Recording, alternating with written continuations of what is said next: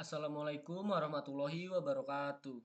Pada kesempatan kali ini, saya akan memberikan informasi pembelajaran untuk mata kuliah Ekonomi Pembangunan Pertanian dengan topik Adopsi dan Teknologi Pertanian.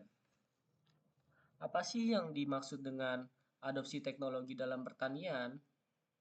Adopsi teknologi dalam pertanian adalah proses di mana petani itu menerima, menerapkan, dan memanfaatkan teknologi baru yang bertujuan untuk meningkatkan produktivitas, efisiensi, dan keberlanjutan pertanian.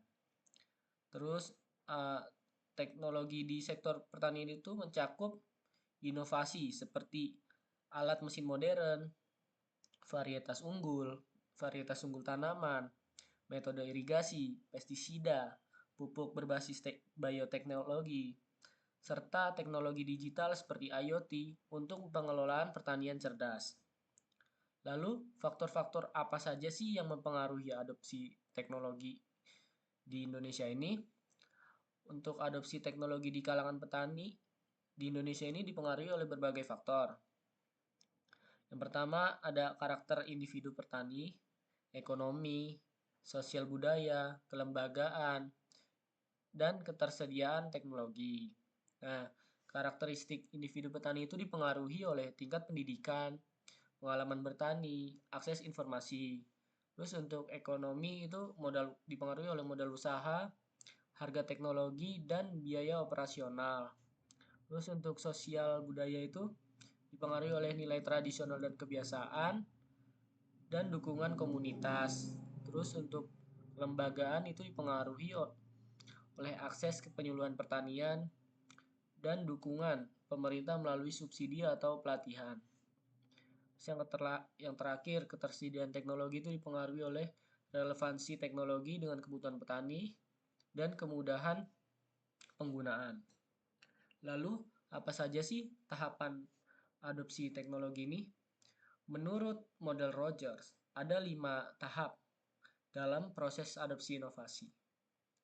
Dalam adopsi inovasi atau teknologi. Yang pertama itu ada kesadaran, ada awareness. Awareness itu petani mengetahui keberadaan teknologi baru. Terus yang kedua, ketertarikan, interest. Petani menunjukkan minat untuk mempelajari lebih lanjut. Terus yang ketiga, evaluasi. Petani mempertimbangkan keuntungan dan kerugian teknologi. Terus yang keempat, percobaan atau trial.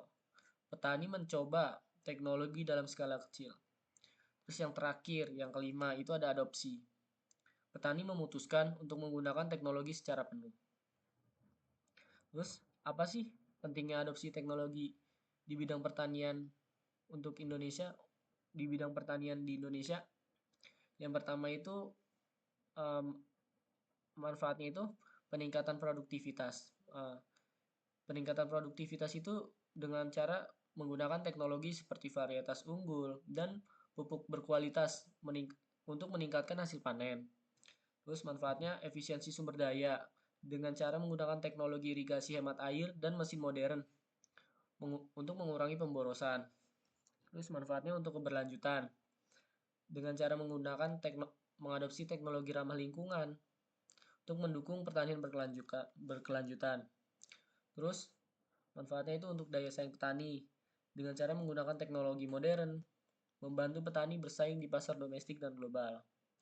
Nah, dalam pelaksanaannya itu pasti ada sebuah kendala. Apa sih kendala dalam pengadopsian teknologi di Indonesia ini? Dalam kendala dalam pengadopsian teknologi pertanian di Indonesia ini. Yang pertama itu ada aksesibilitas. Teknologi seringkali sulit dijangkau oleh petani kecil karena harganya mahal atau distribusinya terbatas. Yang kedua, kurangnya pengetahuan, minimnya pelatihan dan penyuluhan. Yang ketiga, resiko dan ketidakpastian. Ketidakpastian hasil dari teknologi baru membuat petani itu ragu. Yang keempat, resistensi sosial. Adanya perlawanan dari sebuah kelompok yang nyaman dengan cara tradisional. Terus ada sebuah kendala, bagaimana sih peran pemerintah dan penyuluh dalam menghadapi kendala tersebut agar prosesnya tuh dapat berjalan dalam proses pengadopsian teknologinya itu dapat berjalan dengan lancar. Nah, peran pemerintah itu bisa dengan cara memberikan subsidi teknologi, memberikan kebijakan untuk mendukung riset dan pengembangan teknologi pertanian, dan lain-lain. Terus penyuluhan itu bisa dengan cara memfasilitasi pelatihan dan pendampingan, menyediakan informasi teknologi terbaru yang relevan untuk petani, dan lain-lain. Sekian informasi pembelajaran yang dapat saya sampaikan. Kurang lebihnya mohon maaf. Assalamualaikum warahmatullahi wabarakatuh.